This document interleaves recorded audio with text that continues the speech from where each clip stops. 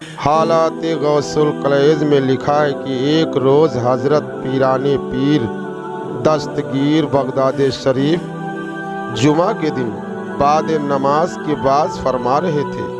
اتفاق سے اس وقت معراج شریف کا بیان ہو رہا تھا۔ اس وقت ایک شخص بدعقیدے کا بھی موجود تھا۔ بات سن کر کہا کہ یہ سب جھوٹ اور عقل کے خلاف بات ہے، ایسی باتوں کو میں سننا نہیں چاہتا۔ یہ کہہ کر مسجد مبارک سے اٹھ کر باہر چلا آیا۔ راستے میں ماہی گیری جا ہی رہا تھا کہ اسے ایک بڑی مچھلی خرید کر گھر کو لے چلا اور اپنی بیوی کو لا کر دی اور کہا اس کو جلدی پکاؤ، ذرا دریا پہ جا کر غسل کراؤں۔ عورت نے مچھلی کو لے کر زمین پہ رکھ دیا۔ چونکہ بیوی اس وقت چرخا کاٹ رہی تھی، کہا کہ میں ہاتھ میں تھوڑی سی پونی باقی ہے، میں اس کو کاٹ کر مچھلی آپ کو پکا دوں گی۔ وہ شخص غسل کرنے دریا پر چلا گیا اور اپنے کپڑے اتار کر دریا کے کنارے رکھ دیے اور نہانے میں مشغول ہو گیا۔ جب غوطہ لگا کر سر اٹھایا تو دوسرا کنارہ دریا کا نظر آیا اور کپڑے بھی غائب۔ دل میں بہت گھبرایا اور اپنے آپ کو غور کیا تو ایک عورت حسین و جمیلہ کی صورت میں پایا۔ سخت حیران و پریشان ہو کر باسبب شرم و حیا کے ایک درخت کی آڑ میں بیٹھ گیا۔ تھوڑی دیر بعد ایک نوجوان گھوڑے پر سوار ہو کر اس کے پاس آیا۔ دیکھا کہ ایک عورت خوبصورت بیٹھی دریائے حیرت میں غرق ہو رہی ہے۔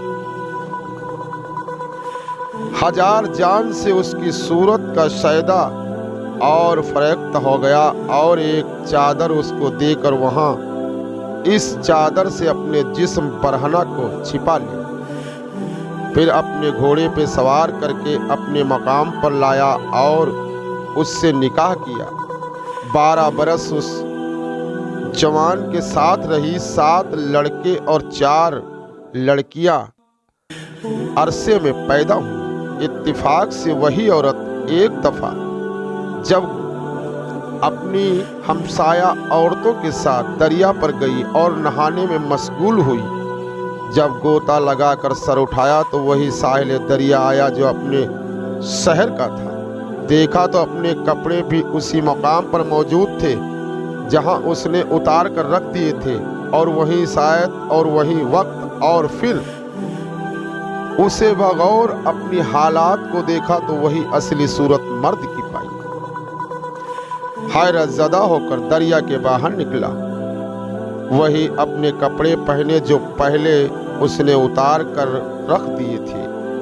المختصر جب وہ گھر آیا تو دیکھا کہ مچھلی بدستور تڑپ رہی ہے اور اس کی عورت وہی پونی روئی کاٹ رہی ہے جو اس وقت اس کے ہاتھوں میں تھی۔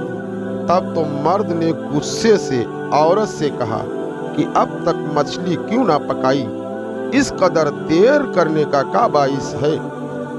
عورت نے کہا کہ مچھلی کو لائے ہوئے ابھی آپ کو ایک گھڑی بھی نہیں گزری ہے، اتنی جلدی سے مچھلی کیوں کر پکا سکتی ہوں؟ ذرا عقل سے کام لینا چاہیے۔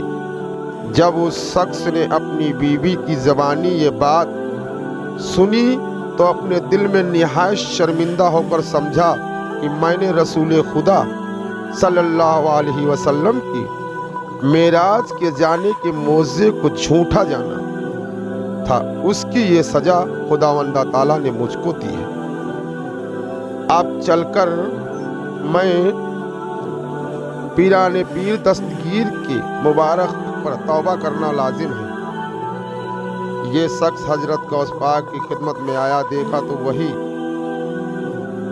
عائد شریف کا بیان ہو رہا ہے جس کو سن کر یہ اٹھ کر چلا آیا تھا، یعنی معراج شریف کا بیان فرما رہے تھے، اور تمام حاضرین مجلس سرلگو چپ اسی طرح بیٹھے سن رہے تھے۔ اس شخص نے پکار کر کہا، یا حضرت غوث اعظم، حال معراج شریف کا میں نے جھوٹا جانا تھا، اس کی سزا پائی۔